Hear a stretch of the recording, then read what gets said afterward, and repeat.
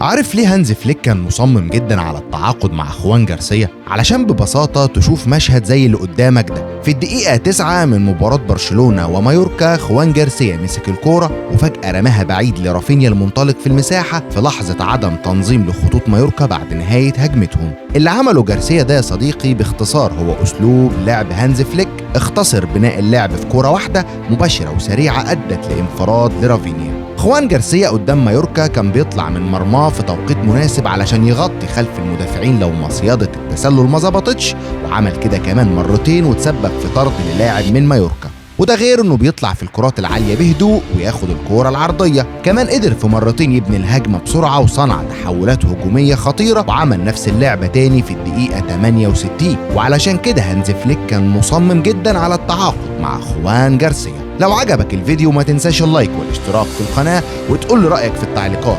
ايه رأيك في أداء حارس برشلونة الجديد؟